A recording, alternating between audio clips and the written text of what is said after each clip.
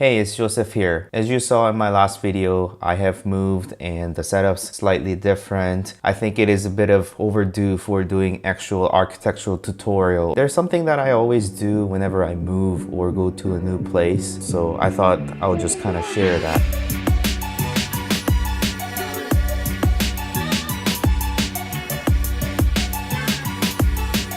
So over the last few years, I definitely have moved around, and every time I move, I do a little bit of space planning because especially for London or UK, space were very limited, and unless I do a kind of smart space planning, things are not really going to work out. And obviously, if you have a plan, you can just kind of lay things out and do it in a 2D too, but I have the skills and I enjoy 3D anyways. So I basically have done 3D modeling for the apartments or the flats that I have lived in UK. So let me just go ahead and open up the very first flat that I lived in. And as you can see, this one is in SketchUp and also was modeled in 2013 version, so you can just kind of see how old this was. And immediately I can kind of catch that this was a long time ago because I no longer use endpoints. Often if I have a very big model that can just kind of slow your machine down, I tend to not use endpoints anymore. However, in this model it seems like I have used it because it was convenient if the model isn't so heavy. So if I zoom out, I can just look elsewhere as well. Basically, you can enter it this way. It had a wooden floor, and then you can just kind of go that way. And I had living room and dining and a bookshelf and a sofa with a little coffee table, and we can just kind of stare at the computer screen as a TV in my workstation there with some sort of radiator that's in place there with some sort of windows along that line, in the bedroom with a closet on one side, and you can also see the doorway, and I believe this was a boiler heater unit in here and bathroom inside here, and the kitchen. So you can kind of immediately see how closed up this was. This kitchen was tiny. If you had more than 2 people, it's really difficult to navigate inside a kitchen. I really wish that this wall was somehow open, maybe even a window would have been nicer, because every time you cook something you had to just come out and then go into here to enjoy my food. However, it was okay for sort of a starting couple as I just got married and started off on this flat. So there were a couple things that was very useful for me. I have realized that I have radiator here, so I couldn't put any bookshelves on this side. So the dining table really found its place on that spot there. I believe all of these models were downloaded from Warehouse. And just to confirm how tiny this flat was, if I double click here and then just look at the floor alone, it's just gonna show you the area that I have highlighted in centimeter because this was in metric. If I go to window, model info, and I can just click on units and format, I can change that to feet. And as soon as I change that, that's not gonna reflect. However, if I click on somewhere else, it's gonna highlight the area differently. So if I highlight all of those by holding down Shift key, it's just gonna tell me how big that flat was. Obviously 542 square feet is not very large, and that's where we have lived for a bit. So that kind of brings up a lot of memories for me, and I ended up moving to another flat and another flat, and this is the one that I lived in right before moving to US. And this flat felt a little bit bigger because it was 2-bedroom housing. However, it still was very tiny. I'm actually curious to see how big it was, and as you can see, this was made in 2017 version, and no walls are in place because I did not have time to really model all of that up. However, I had all the sizes for IKEA furnitures because I got all of the measurements off of their website and just kind of blocked them off and configured the layout. And a couple of questions I wasn't sure. See, the sofa's long end can fit on the left edge because I had this L sofa that only can fit in certain configuration, and I wanted our master bedroom to fit the bed as well as the baby cot, so there was a little bit of change there. And I wanted another room to be sort of the office library setup. So that's what's going on in here. I am actually curious how big this space was. So I can just go in here again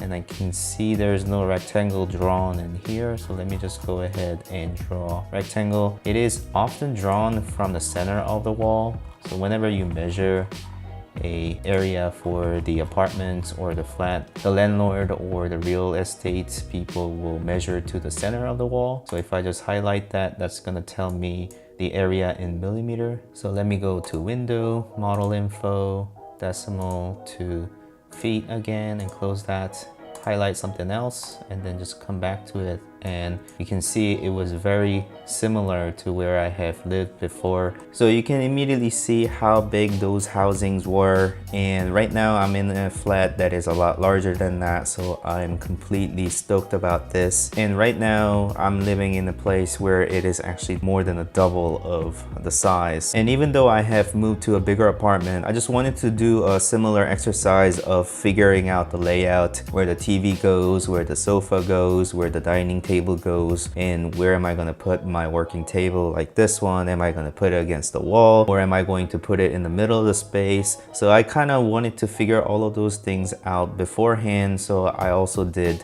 the same practice. So here it is. I have flipped the plan around because my apartment was actually mirrored. So here is where you would enter, and there's a kitchen on one side and the living room area, and then bedroom here and there and there. So I just wanted to figure out where I'm gonna place the TV. In my case, I have considered on these two walls as well as this one, but I figured that would be the best place to put the TV on, because I can just put the sofas against the wall and I can kind of see the TV from the dining side as well. So if I come to this room here, and I did not have the configuration of the workspace like so I actually ended up having it like this, and I ended up turning it around.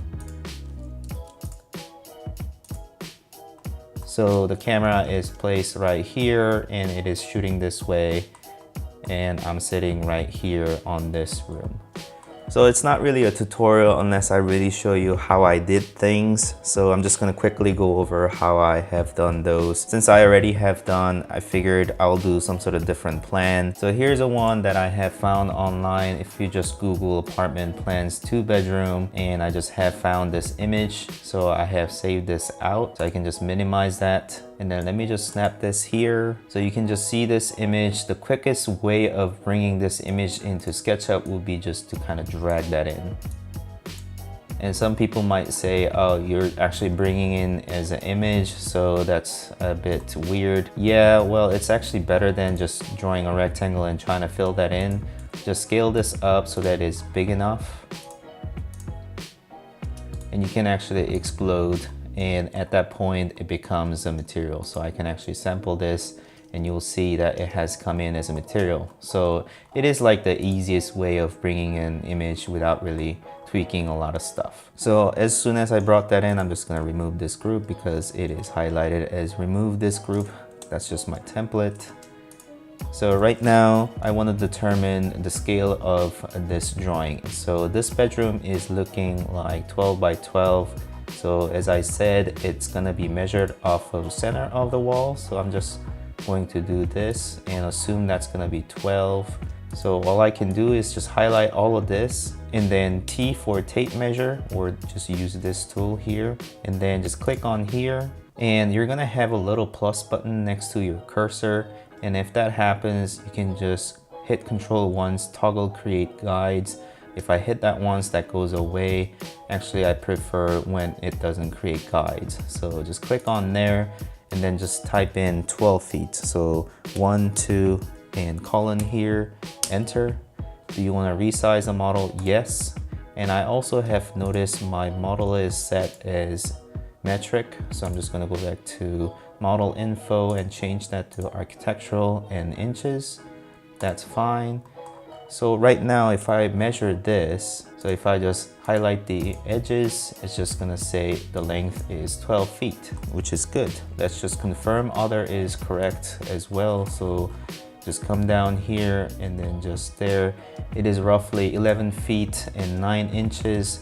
That is close enough for me to start laying things out. And the doors are usually 3 feet wide, especially the hallway door. So I can just measure that and it is coming out to be 3 feet and 3 inches, including the door jamb. So that's all good there. And from here on, I'm just tracing. So if you really want to be picky, then you can just try and snap to a certain length. But I already had my model info enable length snapping at every inches.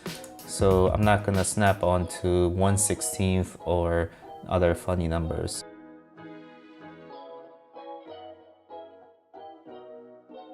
The patio side too, and I can just activate offset tool O for short on my shortcut list, and just click on this offset button right here, and then just click, and then I can just bring in 8 inches or so. So 8 inches, enter, and then that's gonna be exterior wall. It's looking a bit too thick. Maybe they just didn't draw it as 8 inches. So maybe I can just put down 6 inches, enter, and it is going to be landing on all wall offset line there. So from then on, I can just basically draw and trace all of these rooms.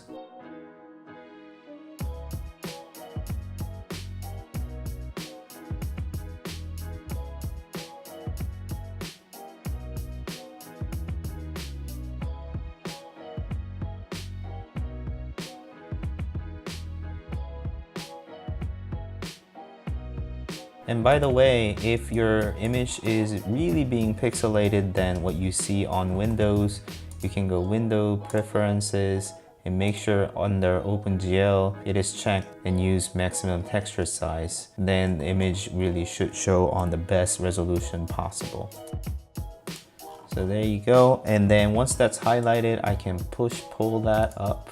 So I just advise pushing it up just like 3 feet or so that you can just still see on the tiny areas.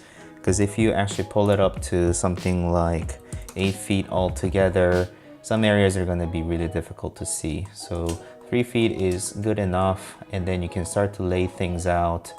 Like the kitchen cabinet, I can just trace that and then push it up 3 feet or so to just kind of give the look of how high the kitchen cabinets are. And obviously when you're finished doing the walls, you can just triple click everything and make it into a group so that when you draw other furnitures, it doesn't stick to each other. So you can draw like a table or a dining table set and then still be able to move around or orient in such way, and perhaps draw a sofa as well. And if you had like an L sofa, you can draw that as well.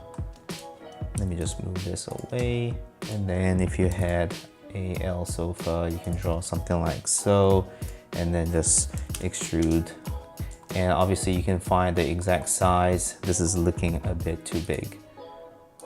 So you can do that as well. And obviously you can go to 3D warehouse. So search whatever the furniture that you need, sofa, and thousands of sofa will show up in this case. And I can just download that, accept, yes, and then start to bring it in, and then just orient however you need to.